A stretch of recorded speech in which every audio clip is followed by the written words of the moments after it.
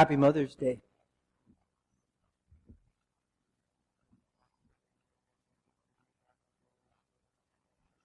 I have mixed emotions this morning. I have a joyful heart and a heavy heart. About the life of Julia Ward Howe, there's joyfulness in my heart because she was an enormously successful woman, a great visionary, an unforgettable uplifter of humankind. So I feel joy having immersed myself in her biographies and reflected on the significance of her life. What I take away from that is great joy. I hope to share some of that with you. But the heavy-heartedness arises because the thing she dedicated her life most powerfully to, gender equality, social justice, these things remain unresolved. Her dream has not yet been realized, and it disfigures the quality of life. We may be fortunate. Peter said it nicely when he talked about his joy today. He had his sentence commuted, he would still be rotting in a prison uselessly at the public expense. And he reflected on the gratitude that he feels. He's accomplished so much to help so many people. He has a beautiful daughter who frequents our church that we all know, and so many meaningful relationships. But he did not forget to mention that there are so many people sitting in jail unnecessarily, unjustly, rotting away. We should feel heavy-hearted for these iniquities, these injustices, and what has not been resolved. So, the joyfulness. Julia Ward Howe. Battle Hymn of the Republic. People remember that. The fact that she is associated with Mother's Day, that actually Mother's Day coagulated around her intense devotion to giving a voice to women. She dubbed it Mother's Day of Peace, and I will read her declaration in a few minutes. She was a poet. She was a musician. She was a singer. She was a religious educator, a social reformer, a suffragist, an abolitionist, a feminist, a pacifist. She was fluent in 7 languages. Her list of friends included people like Mark Twain, Theodore Parker, Frederick Douglass, Sojourner Truth. Oscar Wilde paid her a visit when he came to America. He was attracted by the brilliance of her literature. Horace Mann, Henry Ward Beecher, Longfellow was an intimate friend of hers. William Ellery Channing was an intimate friend of hers.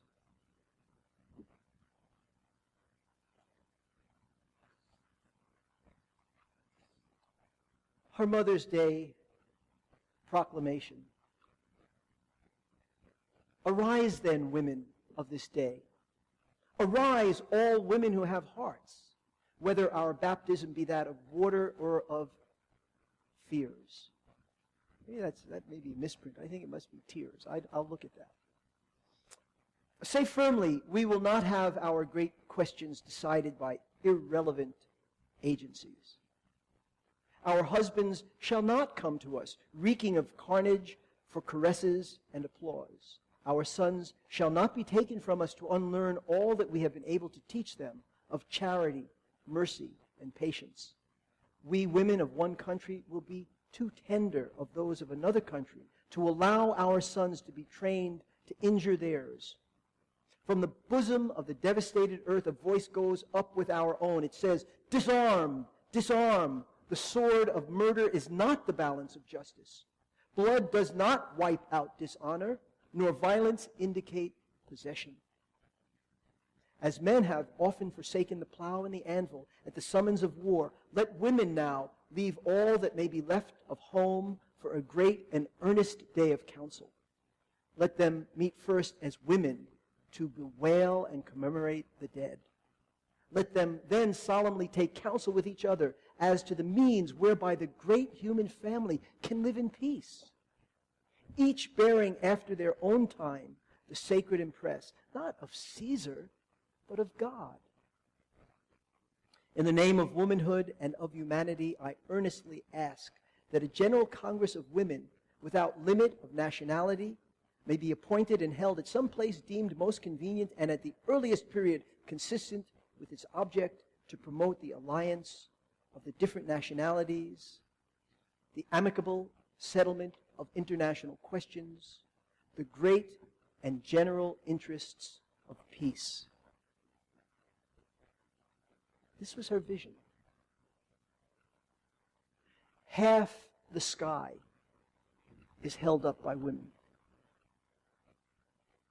She wanted to harness the power of women to make the tipping point reach that balance where peace covers the earth like the waters cover the sea.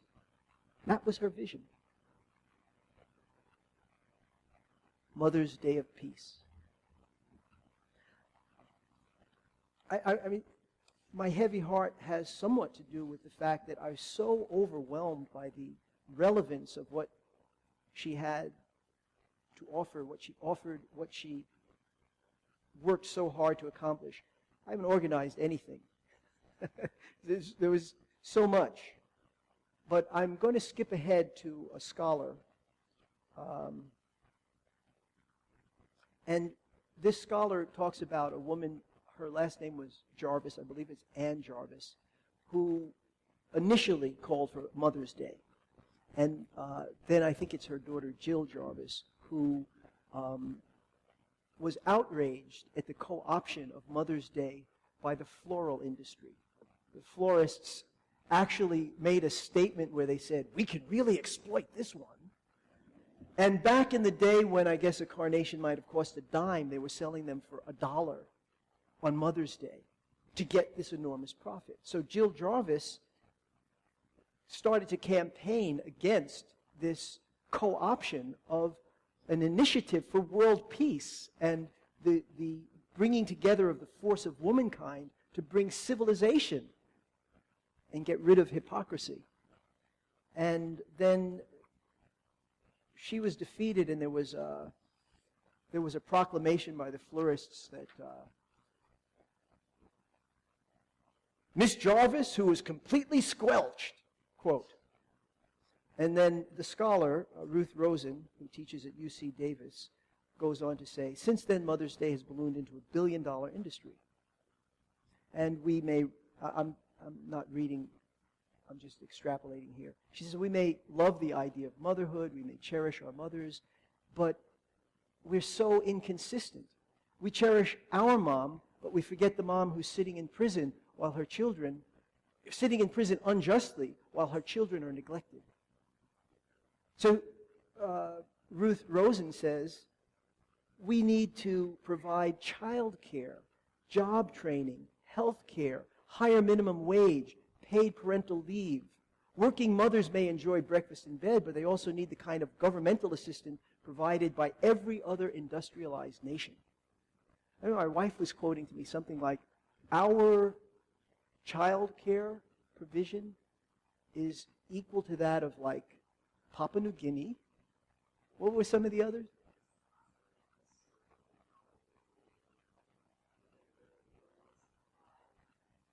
Yeah. So we're among those who provide the least support for parents. Liberia. So we're there with Liberia, Papua New Guinea, Swaziland, etc. It's an outrage. It's just an outrage. What greater human resource is there than our children? And if we don't support the parenting process, what are we doing for our future? So I will come back to Ruth Rosen.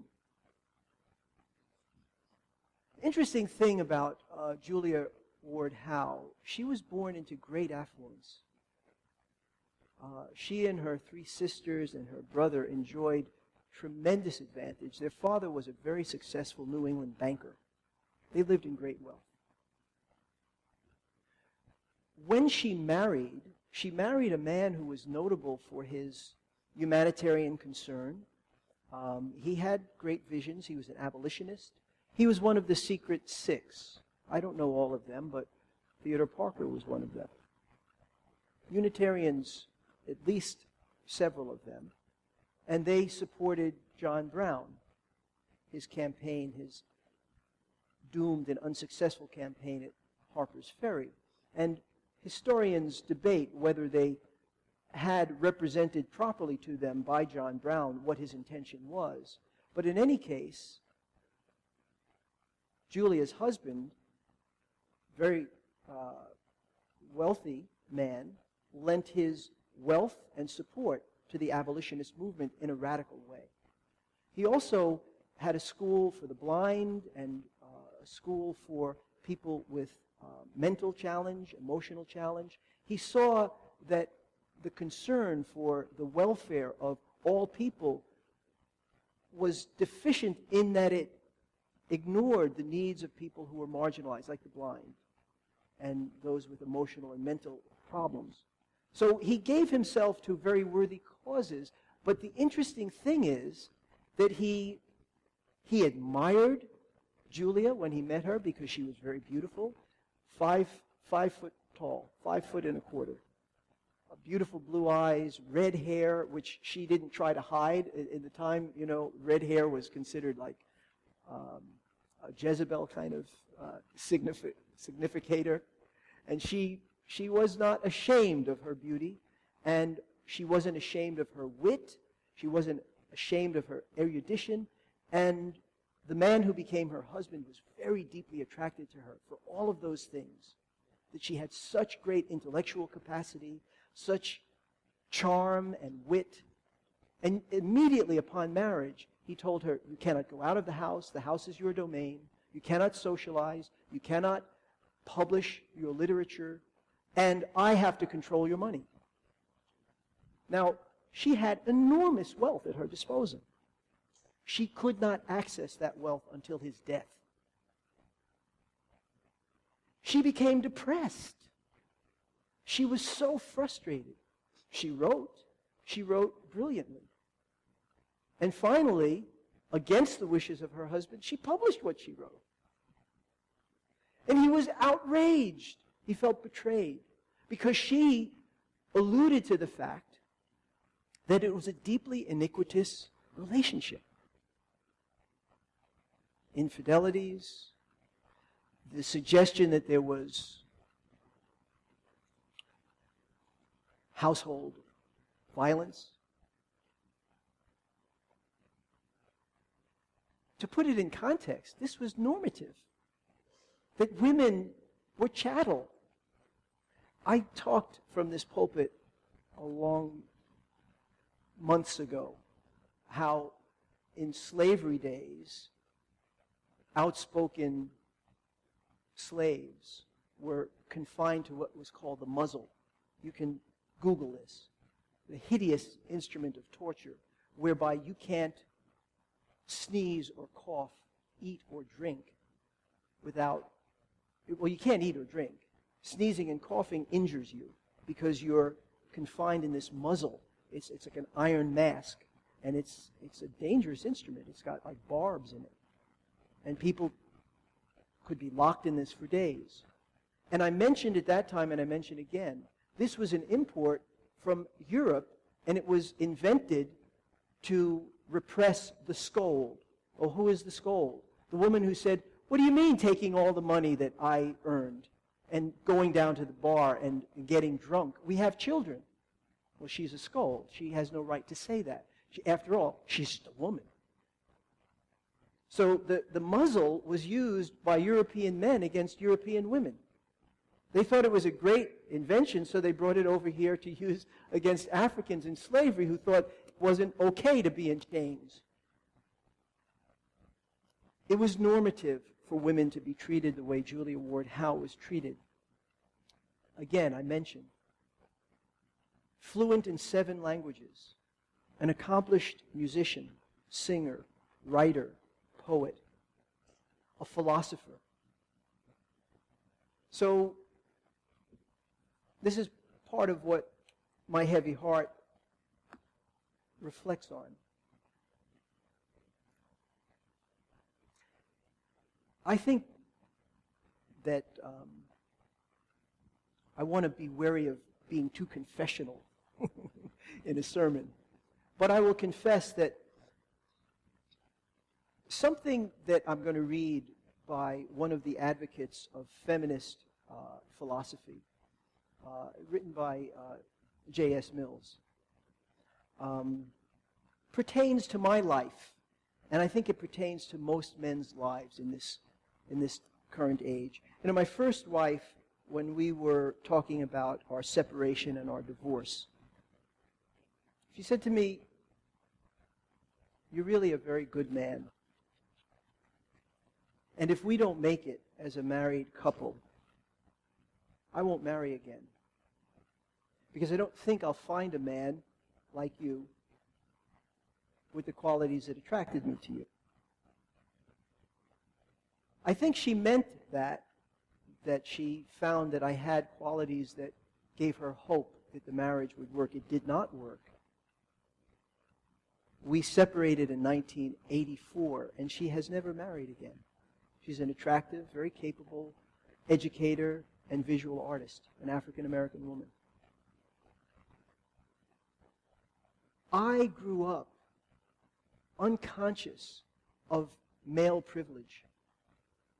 And I grew up witnessing a household whose family dynamic was so distorted by gender iniquity that it was like by osmosis. I just floated along in that position that made my association with the mother of my first 2 children intolerable to her, which was heartbreaking for me.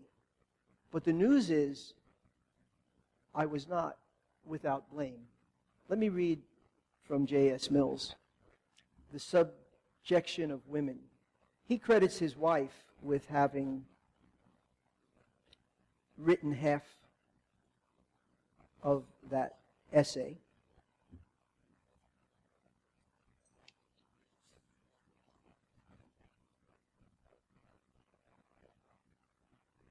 So he's making the argument that there's no justice in withholding the right to vote, or the right to have an education, or the right to retain property in the case of divorce in marriage, that there's no dispute that these are injustices visited by one class, the male class, against another class, the woman class.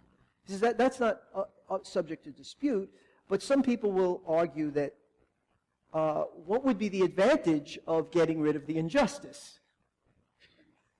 It's a brilliant essay. You should read it. So he says, to which, let me first answer, the advantage of having the most universal and pervading of all human relations regulated by justice instead of injustice. No-brainer. You get rid of the injustice. That's good. Now he unpacks that. The vast amount of this gain to human nature, it is hardly possible by any explanation or illustration to place in a stronger light than it is placed by the bare statement to anyone who attaches a moral meaning to words. And here's where he gets to the tofu of it. All the selfish propensities, the self-worship, the unjust self-preference which exist among mankind have their source and root in and derive their principal nourishment from the present constitution of the relation between men and women. I agree with that. That's a powerful statement. I think it's worth reading again. This is written in the syntax of an earlier time when people didn't have the internet and weren't as distractible as we are. All the selfish propensities, the self-worship, the unjust self-preference, which exist among mankind, have their source and root in and derive their principal nourishment from the present constitution of the relation between men and women. Men, I. Women, it. Men, subjects. Women, objects. The I-it relationship instead of the I-thou relationship. This is what he is decrying. Think what it is to a boy to grow up to manhood in the belief that without any merit or any exertion of his own, though he may be the most frivolous and empty or the most ignorant and stolid of mankind, by the mere fact of being born a male, he is by right the superior of all and every one of an entire half of the human race, including probably some whose real superiority to himself he has daily or hourly occasion to feel. And I wanted to migrate away from Julia Ward Howe's own words because I wanted to talk about what the hymn we sang earlier talks about, the need for solidarity. I've mentioned Lynn Unger, Unitarian Universalist minister who writes for the Church of the Larger Fellowship, many times now. She adopted a black child as her daughter, and that black child is now a teenager. And when Trayvon Martin was murdered, Lynn Unger said, I can tell my daughter to stand against sexual abuse. I can tell my daughter to stand against using drugs because her contemporaries are trying to get her to do it. She can stand her ground on that. But I cannot tell my daughter, stand your ground against a white policeman or a white authority figure when they start abusing you. I can't tell her that because historically, when blacks do that, they are gunned down, they are imprisoned or they're beaten to death, and then their murderer is exonerated of blame. So Lynn Unger, a white Unitarian Universalist minister, said, I will stand my daughter's ground.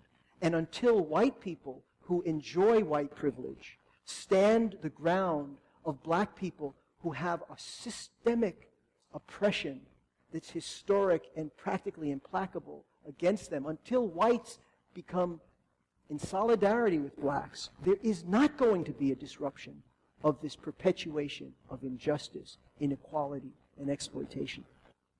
In the same way, men and women have to recognize if there's iniquity in our relations as men and women, if I subliminally feel that, as John Stuart Mill said, just by virtue of the birth as a male, I'm superior. I deserve the first opportunity, the better education, the disposable money. We'll never make progress. We have to come together. I'm going to read some more.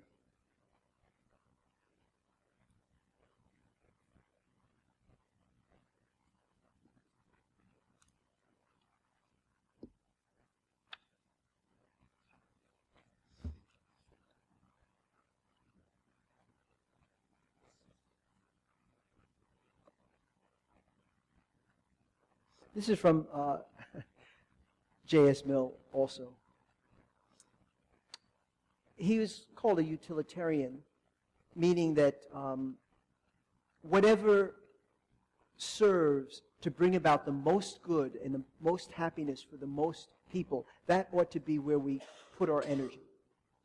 And he refined this concept, this utilitarian philosophy, by saying that we have to discern that there are two spheres, lower and higher, and that the good that he was speaking of pertains more importantly to the higher sphere of good.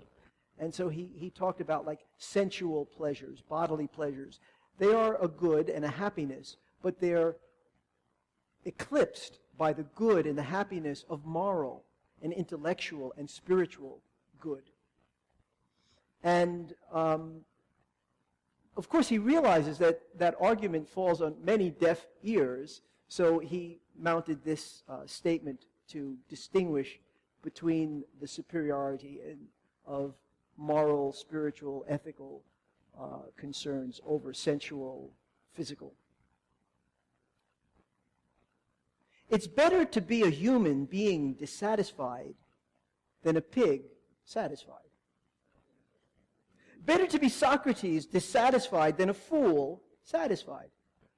And if the fool or the pig are of a different opinion, it's because they only know their own side of the equation.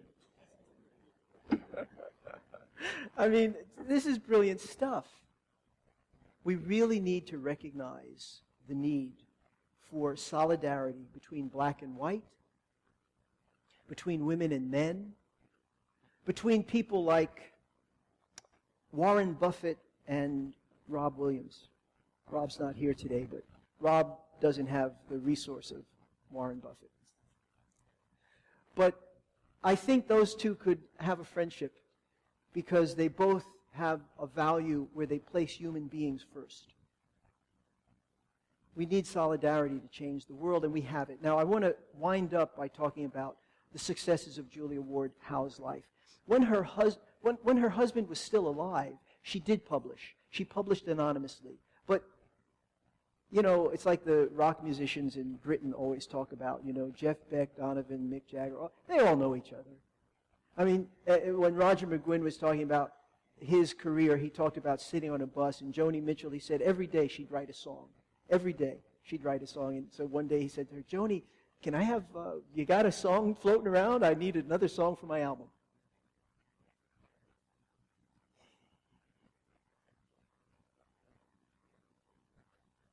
We need solidarity. We need to come together as a people. When Julia Ward Howe wrote about her life with her husband, even though it was published anonymously, everyone knew. The word got out. It almost broke their marriage.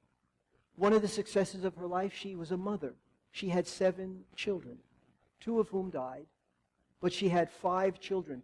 And when she died, her children became her biographers. They loved and adored and admired and understood the gift of their mother. That was a great success. People cherished her, were intimidated by her, or inspired by her before her husband's death. But when her husband died, she blossomed into the world force that she really deserved to be the whole time of her life. And she survived her husband by 40 years. When she died, 4,000 people attended her funeral service. This is in 1910. This is a big deal. 4,000 people. The Battle Hymn of the Republic was one of the most popular songs during the Civil War. And it's kind of like a national anthem. In other words, Julia Ward Howe in her day had the status of Bob Dylan in this day, or the Beatles. And I'm not derogating her by calling on popular musicians, you know. I don't think, first of all, I don't think of Bob Dylan and the Beatles as lightweights. But she's definitely not a lightweight. She's a radical, true Christian, religious educator, leader, spiritual force, feminist. But she was adored in her time. She was loved. She was feared and cherished and appreciated. So now people remember her as the person who wrote the Battle Hymn of the Republic. How does that go anyway? You know? In other words, you could think that she's been forgotten. But I think that the great triumph of her life was that in her time she was recognized. She saw progress. She saw the abolition of slavery. She saw the rise of not equality between the genders, but recognition that it's indecent to forbid women to own property, to have an education. I mean, nowadays, how many universities forbid women to be members? I think I remember when Harvard let women come in, and Brown and such, but it's just considered archaic, just ridiculous that women can't distinguish themselves intellectually. She saw that. She was partly responsible for that. She is a Unitarian. We have so much to be proud of in this tradition, but we don't want to rest on our laurels. Peter said it very well. He's going to Washington, is it, Peter? Yeah. To talk, because there are still people languishing in prison who do not belong there. There's still a color bar. And there's still gender inequality. I think it prevented my first marriage from being a happy one that endured. And it troubles my present marriage because I'm still working on extirpating the damage that was done to me by male privilege. I want each of us, I'm talking to myself too, I'm listening, to look in our hearts. What do I have to extirpate from my heart to be a better human being? To love you better, to serve you better, so that my children might write a biography of me, or my grandchildren, or something. This was a kind of difficult sermon for me because, like I said, I try not to introduce the confessional element too much. But I think we need to be accountable for the state of the world. If the world isn't beautiful, if the world isn't peaceful, if there isn't justice, we are responsible to make it just, to make it peaceful. Julia Ward Howe envisioned women being the leaders to bring about world peace. Do we have world peace now? We have drones flying over countries and bombing people to death, disfiguring and destroying infrastructures remotely, like a video game. We need to come together in solidarity for peace and love, justice and humanity. We're doing that as Unitarians, but let's not rest on our laurels. Let's continue to work together to see a better world. Let's make Julia Ward Howe happy.